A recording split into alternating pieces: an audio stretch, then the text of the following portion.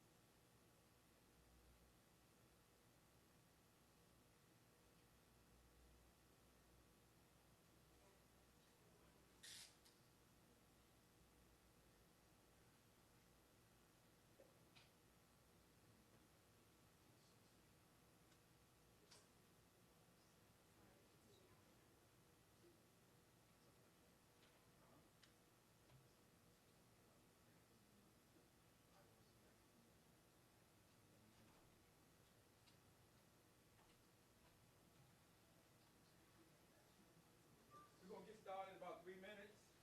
You want to be brief to me? Good afternoon. I'm Keith Holloway, NTSB Media Relations Officer.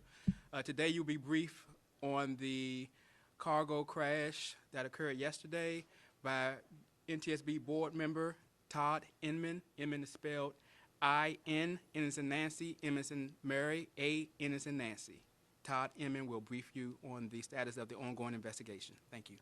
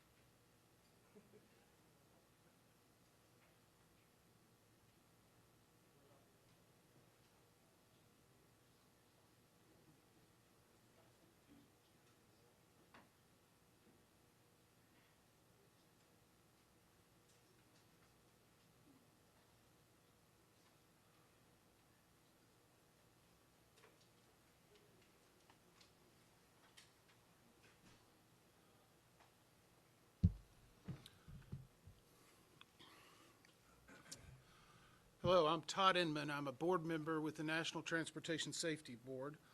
I'm here to represent and will be briefing you on the NTSB GO team that arrived in Louisville, Kentucky early this morning. Now, we're just beginning our investigation into an airplane crash that occurred at approximately 5:15 last night at the Louisville Airport.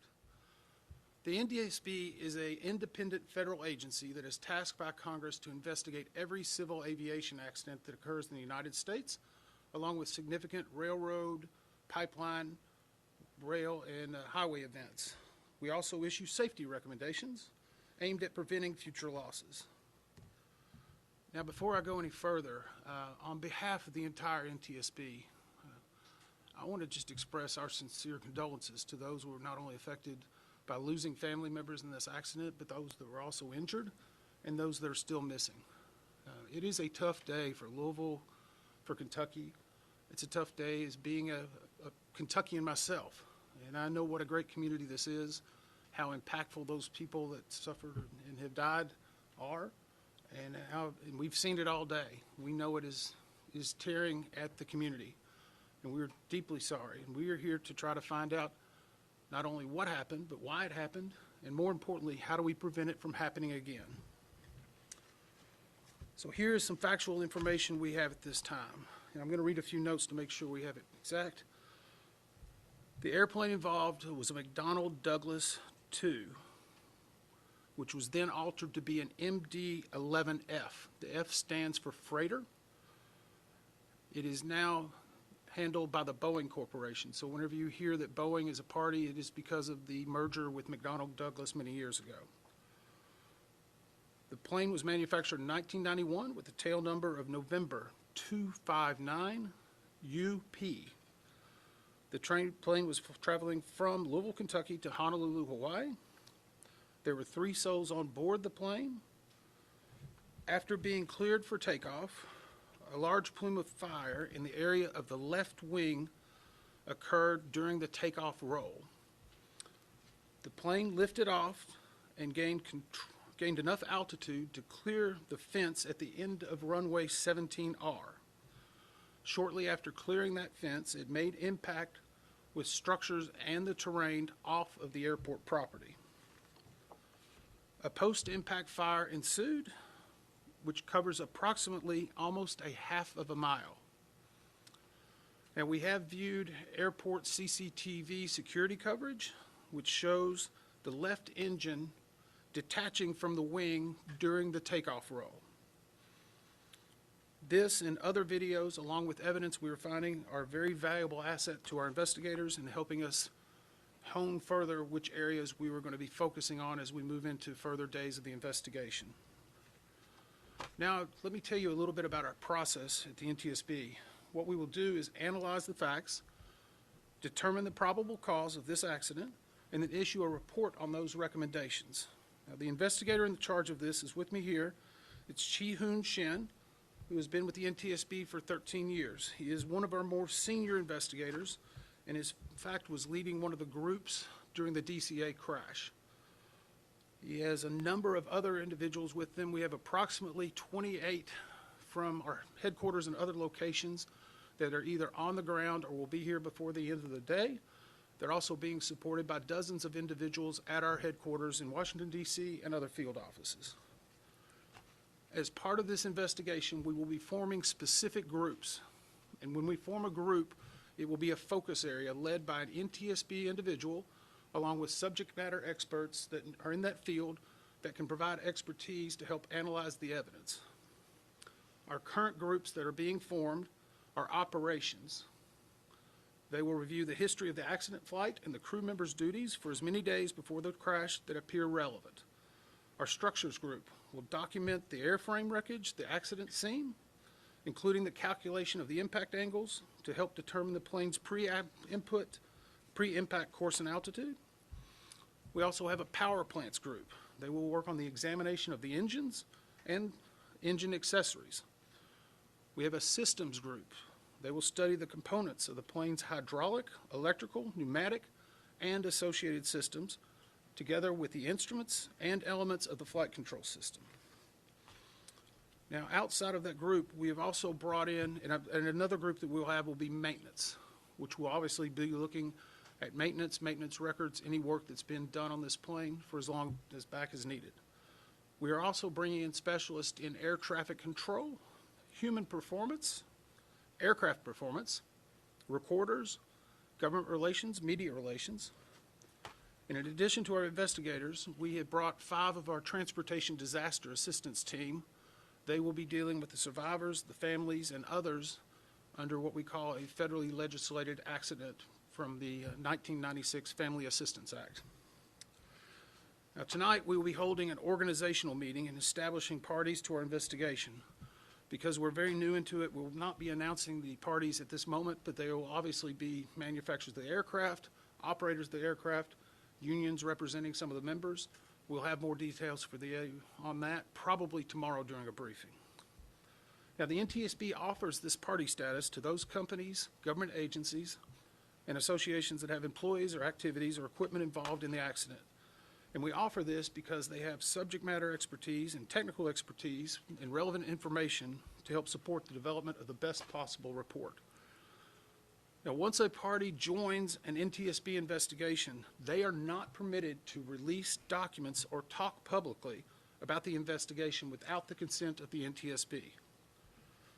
Now, you can rest assured right now, all of the parties or potential parties are complying with that requirement, and they're cooperating fully with the NTSB investigators. Again, it will be only the NTSB that will release information regarding this accident going forward. Tomorrow will be our first full day on scene. Our investigative teams, we anticipate, will be here at least a week, if not longer. Our mission, again, is to understand not only what happened, but why it happened, and recommend changes to prevent it from happening again. We will not be determining the probable cause while we are here on scene, nor will we speculate about what may have caused this. Now, since we're just beginning with the investigation, we don't have more factual information to give you at this time, but we believe over the next couple of days we'll be able to unveil a little bit further for you. I do want to also mention this just happened in the last basically 30 minutes. We have identified the cockpit voice recorder and the flight data recorder. This is what is commonly referred to as a black box. We have investigators now that have located it. As you can imagine, it's suffered some heat, not intrusion, but heat around it. These recorders are built for that. And just before we get the question, these recorders were updated from its original manufacturer. They are L3 Harris, installed at 2 different dates. We're going back and verifying that. But we feel comfortable once we get these to our lab in DC that we will be able to get a good readout of the applicable data, and that will be yet another point of information that will really help us understand what happened during this point of flight. So I would ask, though, if you have the opportunity to let the public know, we know there's a lot of debris out there. And it's in some yards, it's in some business locations. If you can have any debris or you see something that you think is from an aircraft, please contact us at the email address witness@ntsb.gov. Again, that email address is witness@ntsb.gov. Sometimes we get some very good information from items that are found, and with a debris field a half-mile long, we're still making the determination of exactly where and what parts of the airplane and where they're at. Now, be happy to take a few questions. Again, we are limited in the information. When you do, please tell me who you're with and what your name is. Tom, you made the trip.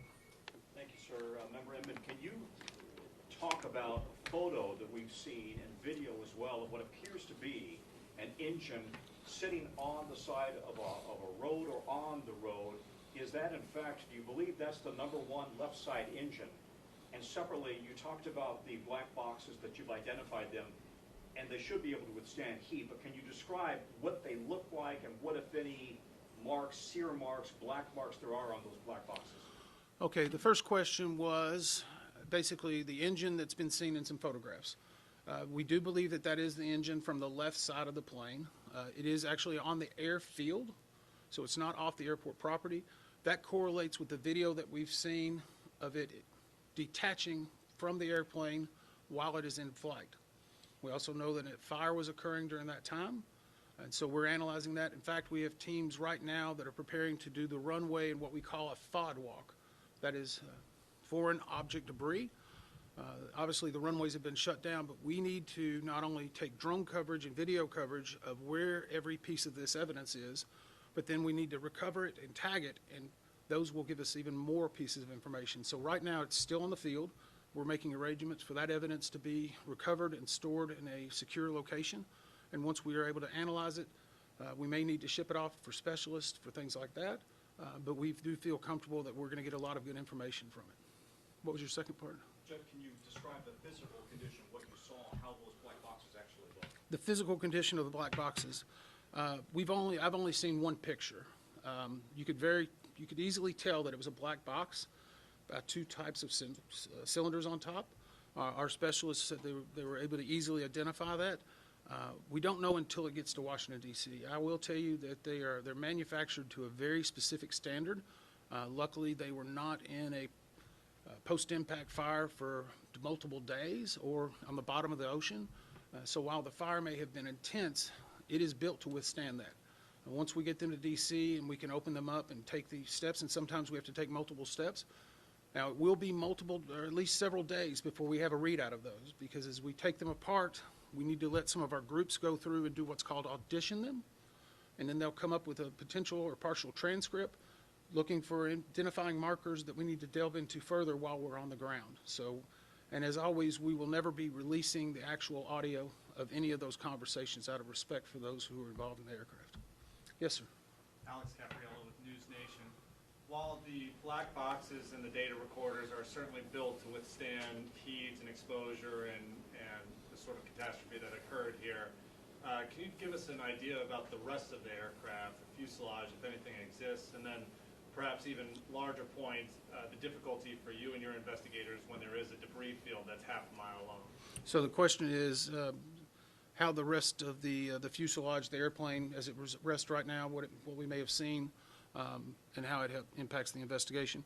We've seen some aerial videos and some photographs.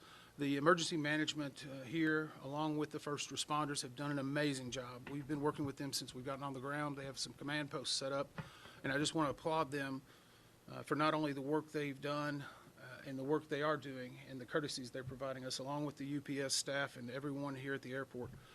But to answer the ultimate question, there are a lot of different parts of this airplane in different places.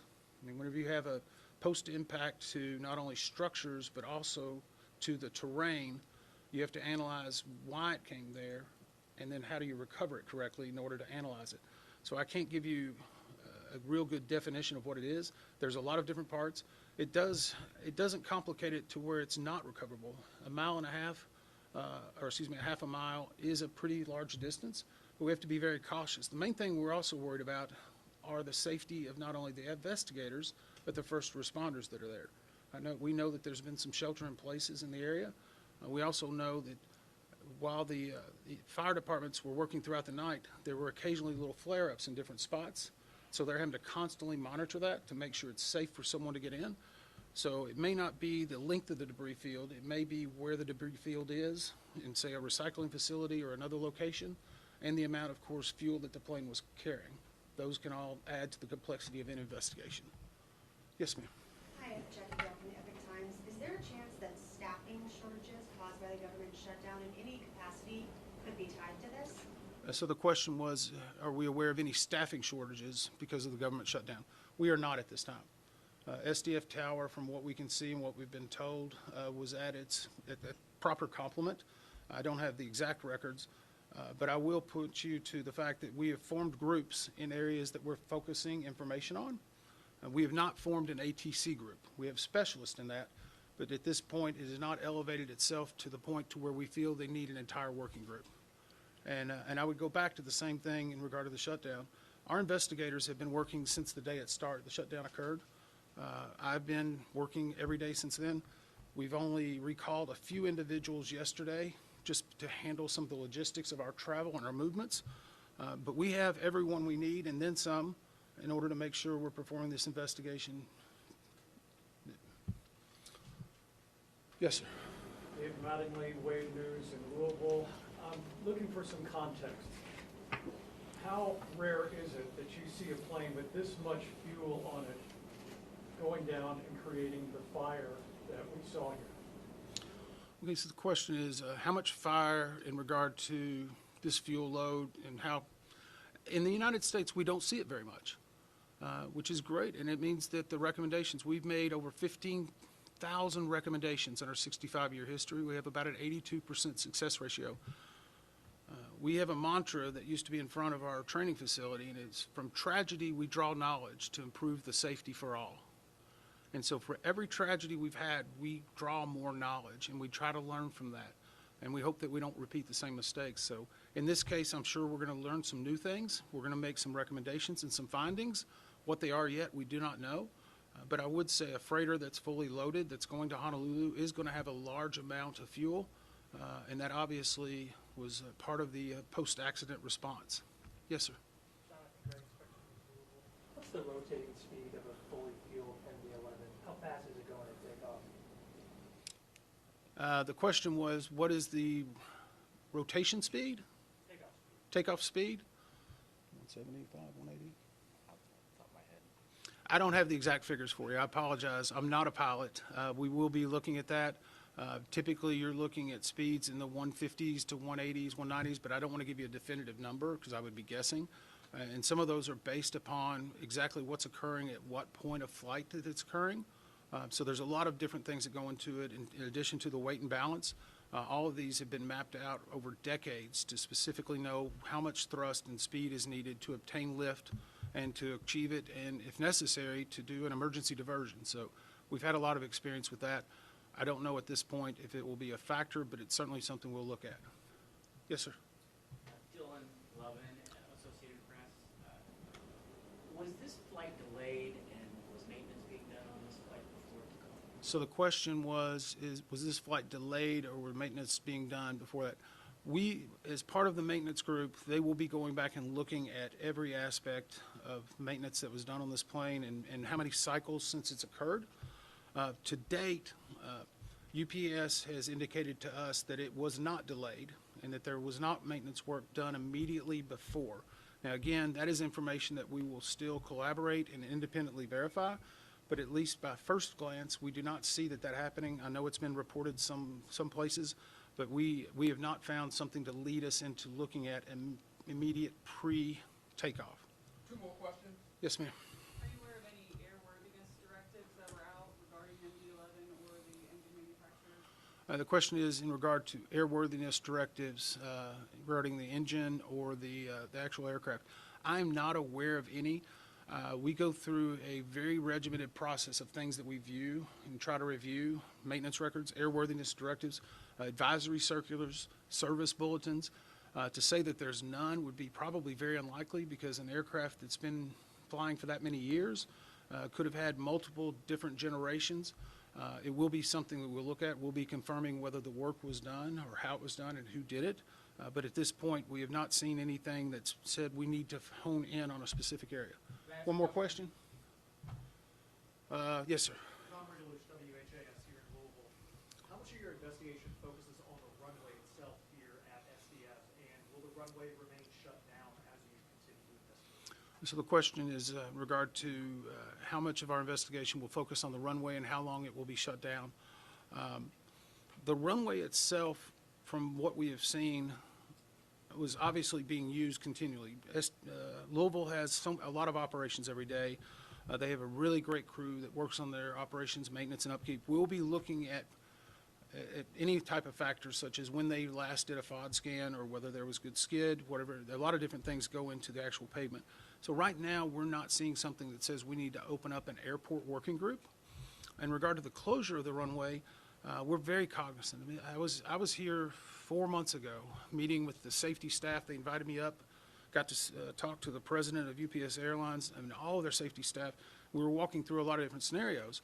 And one of the things that struck me was not only is this a company that moves freight, they are delivering life-saving drugs, postal products, food, supplements, you name it, that come through this hub every night. And so we've been emphasizing the need to make sure we're getting every piece of perishable evidence and doing it in the most diligent way, but at the same time, understanding that this investigation could slow down a lot of important products, not just for this company, but for Americans across the country and across the world. And I think we have to be cognizant of that. That's the reason why we were working so diligently today to try to do the mapping and to get the fog walk. In regard to actually keeping the runway shut down, we do not shut down runways. It is the airport authority. Obviously, they have been working with us in a great fashion and are trying to do everything they can to make sure we have the information. But we are hopeful that we can turn over at least one of the runways shortly, and as soon as possible, the other runway, while still preserving all the evidence. Thank you very much. What about the timeline, when you might have a preliminary report out?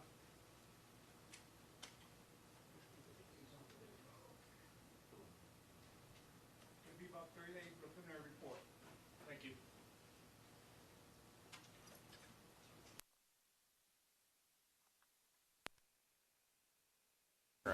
Are we off the shot? Can I spin it around? What? Are we off the shot? Can I spin it around? It sounds like they're off of it.